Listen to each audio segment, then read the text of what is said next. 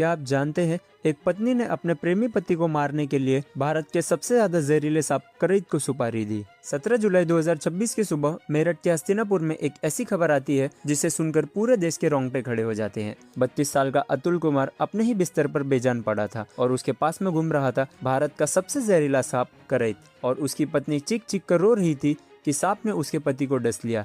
लेकिन जब पुलिस ने जांच शुरू की तो पता चला कि ये कोई हादसा नहीं बल्कि एक सुहागन द्वारा अपने ही सुहाग का रचा गया खौफनाक कत्ल था। दरअसल दोस्तों, अतुल ने 7 साल पहले ही अपने परिवार से बगावत करके डबल MA और BEd पास दामिनी से लव मैरिज की थी।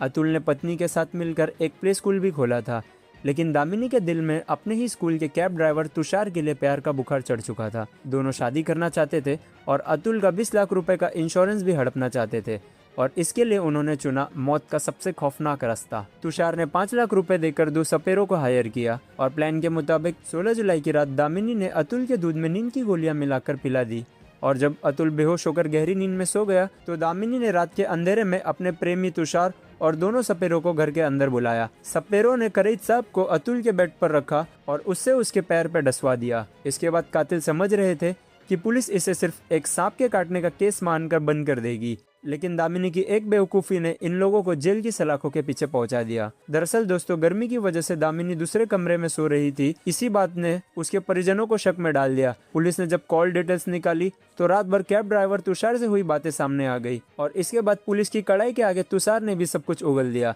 और जांच में ये भी पता चला कि दामिनी पिछले 1 साल से अतुल को कार से एक्सीडेंट करवाकर मारने की कोशिश कर रही थी, लेकिन वो कभी भी इन सब में कामयाब नहीं हो सकी। सिर्फ 20 लाख रुपए के लालच और बेवफाई ने एक हंसते खेलते परिवार को खत्म कर दिया। इस कलयुगी पत्नी की खौफनाक करतूत पर आपकी क्या राय है, हमें कमेंट बॉक्स में जरूर बताइए। और ऐसी ही दिल दहला देने वाली सच्ची ट्रू क्राइम स्टोरीज के लिए क्रिमिनल IQ को अभी सब्सक्राइब करें।